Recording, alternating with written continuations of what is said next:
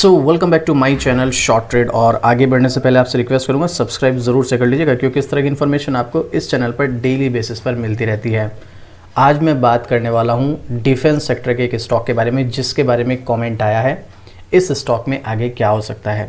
देखो, defence sector का future क्या है और जिस हिसाब से हालात बने हुए हैं उस हिसाब से सिर्फ इंडियन गवर्नमेंट ही नहीं, किसी भी कंट्री की गवर्नमेंट अपने डिफेंस सेक्टर में कोई कंजूसी नहीं करने वाली है। और डिफेंस सेक्टर का फ्यूचर इसी हिसाब से क्या होने वाला है आगे, ये आप अच्छी तरीके से जानते हैं। बस आपको एक काम करना है, डिफेंस सेक्टर में स्टॉक सेलेक्ट करने हैं अच्छे से अच्छे, और उस स्टॉक में सही टाइम पे एंट्री लेनी है। मतलब अगर आप अच्छे स्टॉक में गलत टाइम पे एंट्री लोगे तो भी आप लॉस कराओगे, और अगर आप एक ख़राब स्टॉक में सही टाइम पे एंट्री लोगे तो आपका प्रॉफिट ही प्रॉफिट होगा। कमेंट करके बताना अगर आपके पास ये स्टॉक है, जिसका नाम है कोचिन शिपयार्ड लिमिटेड। 1500 रुपये से भी कम का स्टॉक। पिछले एक साल में स्टॉक ने 66% का रिटर्न दिया और स्टॉक मिल रहा है आपको 50% के डिस्काउंट पर। बट अगर आप इंटरेस्टिंगली देखेंगे ना, तो यहाँ पर जब से मार्केट में करेक्शन है तब से अगर मैं कंपेयर करूँ तो इस स्टॉक में कोई बहुत बड़ी गिरावट आई नहीं है। ये तो पहले की गिरावट है। कब से? यहाँ पर अगर आप देखोगे जुलाई 2024 से स्टॉक में गिरावट शुरू हुई थी, जो लगभग 50% टूटा था। उसके बाद तेज़ी भी आई, लेकिन उसके बाद ज़्यादा नहीं, 10-12% की गिरावट है। मतलब अगर आपको सीधे सीधे नॉर्मली चार्ट पर देखोगे, कंसोलिडेशन मोड है।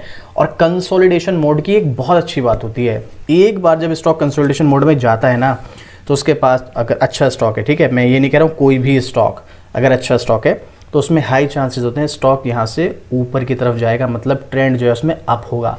अब इसमें हो रहा है या होगा, उसके बारे में हम डिस्कस करेंगे। लेकिन उससे पहले, अगर अभी तक आपने अपना डीमैट अकाउंट ओपन नहीं किया तो इंडिया के टॉप ब्रोकर अपस्टॉक्स के साथ मिल रहा है आपको फ्री डीमैट अकाउंट ओपन करने का मौका, और साथ में यहाँ पर आपको टाटा ग्रुप का भरोसा भी मिलता है। भाई किस बात का वेट कर रहे हो? लिंक आपको डिस्क्रिप्शन में मिल जाएगा, जाइएगा, इंडिया के टॉप ब्रोकर के साथ अपना डीमैट अकाउंट ओपन कीजिएगा और अपनी ट्रेडिंग जर्नी स्टार्ट कीजिएगा। Link is in a description. इस कंपनी के बारे में अभी लेटेस्ट, ज़्यादा पुरानी न्यूज़ नहीं है, अभी कुछ टाइम पहले न्यूज़ है। कोचिन शिपयार्ड शेयर के बारे में ताज़ा खबर यह है कि कंपनी को रक्षा मंत्रालय से 1000 करोड़ रुपए का कॉन्ट्रैक्ट मिला है। कहाँ से? रक्षा मंत्रालय। डिफेंस सेक्टर की कंपनी तो भाई ज़्यादातर रक्षा मंत्रालय से इसको ऑर्डर मिलेंगे। और कंपनी ने सीट्रियम लैटोरियनियो यूएसए के साथ भी एक एमओयू पर हस्ताक्षर किए हैं। अब ये जो रक्षा मंत्रालय से कॉन्ट्रैक्ट मिला है, किस चीज़ का मिला है? शॉर्ट रिफिट और ड्राई डकिंग, जो जहाज़ वगैरह होते हैं उनका ऑर्डर मिला है इनको, जो बड़े जहाज़ होते हैं जो नेवी वगैरह में यूज़ किए जाते हैं। और ये कॉन्ट्रैक्ट इनको सिर्फ 5 महीनों के अंदर अंदर पूरा करना है। और 5 महीनों के अंदर पूरा करने का मतलब आने वाले 2 क्वार्टर में इस 1000 करोड़ के रेवेन्यू को आप ऐड होते हुए देखेंगे कंपनी के बैलेंस शीट में, जिससे इसमें से कुछ उसको प्रॉफिट भी बढ़ेगा। ये चीज़ें जो हम देख रहे हैं, मैं आपको इसका कुछ डेटा दिखाता हूँ। बाकी यहाँ पर आप देख सकते हैं कंपनी किस चीज़ में काम करती है। सरकारी डिफेंस कंपनी है एक, मतलब जो जहाज़ होते हैं उनका निर्माण और मरम्मत का काम करती है कंपनी। सरकार की इस कंपनी में 72.86% की हिस्सेदारी है। अब यहाँ पर आप चाहें तो देख सकते हैं, मैं और सब चीज़ें यहाँ पर शेयर नहीं करूँगा, मैं बस आपको कुछ पॉइंट दिखाऊंगा, उसके बाद सीधा टेक्निकल चार्ट। पॉइंट मैं आपको क्यों दिखाऊंगा? अगर आप स्टॉक में एंट्री लेने का प्लान कर रहे हैं तो ये चीज़ देख लेना। उसके बाद मेरा क्या ओपिनियन है वो आपके साथ शेयर करूँगा। आप खुद कॉमेंट करके बताना आपको क्या लगता है। फिर भी मैं आपको पहले ही बता दूँ, आप किसी भी स्टॉक में एंट्री ले रहे हो, चाहे कितनी भी अच्छी कंपनी हो, एक बार फाइनेंशियल एडवाइजर से सलाह ज़रूर लिया करो, उसके बाद एंट्री लिया करो। नहीं है आपके पास फाइनेंशियल एडवाइजर, थोड़ी सी रिसर्च कर लो भाई। आज के टाइम में इतनी फैसिलिटीज़ है, इंटरनेट है, डेटा अवेलेबल है पब्लिक डोमेन में, आप आसानी से सर्च कर सकते हो। नहीं फिर भी कुछ समझ में आता है, कोई क्वेश्चन रह जाता है, कोई डाउट रह जाता है, तो आप मुझे कमेंट करो। मैं डेफिनेटली आपके हर कमेंट का रिप्लाई करता हूँ, पूरी कोशिश करूँगा आपकी प्रॉब्लम सॉल्व करने की। तो चलिए, कंपनी क्या काम करती है तो आपको पता ही चल गया। आप देखिएगा यहाँ पर कुछ की पॉइंट्स हम शेयर करने वाले हैं। तो उसमें क्या है, सबसे पहले मेन जो कंपनी का काम है वो 2 सेगमेंट में है। एक तो शिप बिल्डिंग और दूसरा शिप रिपेयर। जो मेन इनका काम है वो शिप बिल्डिंग का है, जहां पर से इनको लगभग 72% का रेवेन्यू जनरेट होता है, और वहीं पर रिपेयर से इनको 28% का रेवेन्यू जनरेट होता है। क्या? Manufacturing tankers, product carriers, bulk carriers, passenger vessel, air defence ship, ये सब कंपनी मैन्युफैक्चरिंग करती है, ठीक है। और ये बाकी रिपेयरिंग वगैरह, ऑल टाइप ऑफ शिप जितने भी तरह के होते हैं सब तरीके में रिपेयरिंग करती है। ये काम है इसका। कैपेसिटी इसकी कितनी है यहाँ पर सब कुछ देखने को मिला है, कहाँ कहाँ पर इनकी लोकेशन है। तो इंडिया में कोची, केरला, कोलकाता, अंडमान निकोबार, उडुपी, हावड़ा, मुंबई, मतलब ये सब चीज़ें जहाँ पर इनके शिप्स वगैरह रिपेयरिंग के लिए जो वेयर हाउस टाइप होते हैं वो सब चीज़ें यहाँ पर आप देखिएगा। यहाँ पर order book value, market cap देखो यहाँ पर आप कितना है, 39,088 crore. Company ship building order book as on Q3 financial year 2024 was 21,500 crore. Around 52% of the order book is for green vessel, the breakup looks defence 16,064 crore. Domestic commercial 1260 crore, commercial export 2668 crore.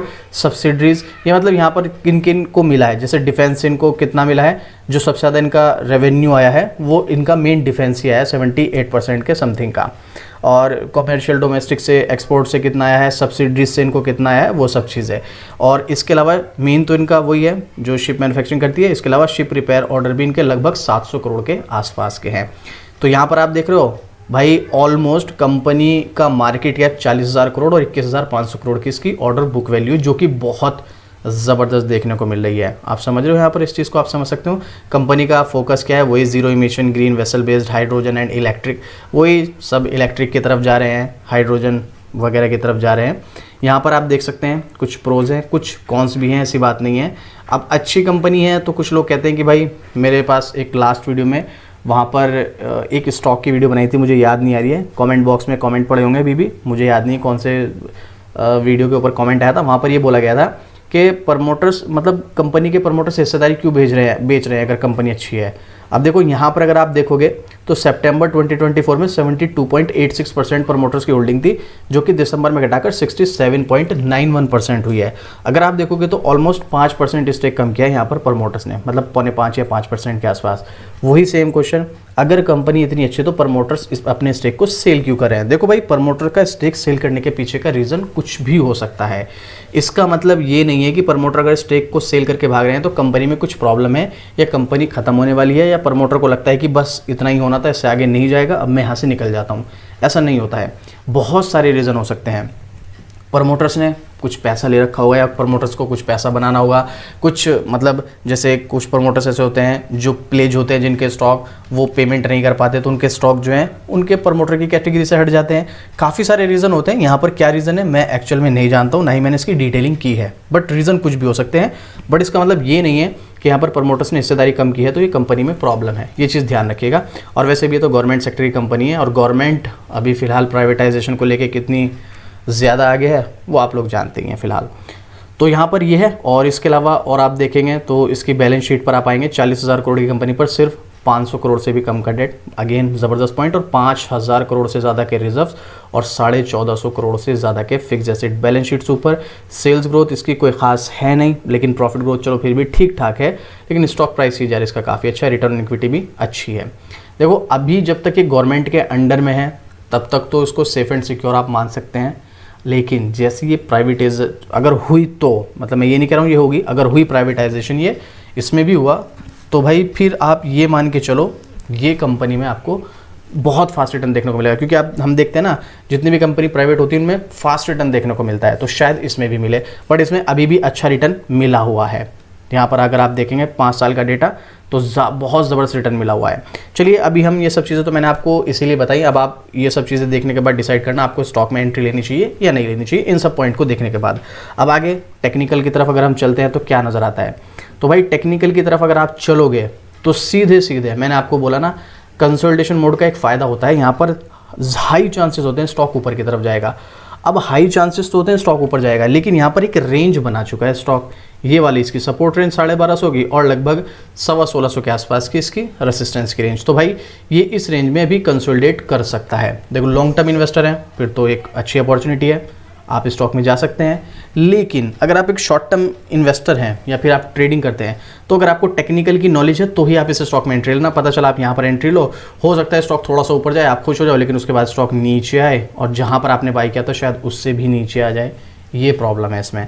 तो इसीलिए अगर आप स्टॉक में एंट्री लेने का प्लान करें थोड़ा सा लंबे समय से मतलब मेरा 10-20 साल का नहीं है, 1-2 साल का भी अगर आपका व्यू है, अगले 1 साल के हिसाब से भी अगर आप यहाँ पर एक्सपर्ट्स का ओपिनियन देखेंगे, नाम पढ़ सकते हैं कोचिंग शिपयार्ड।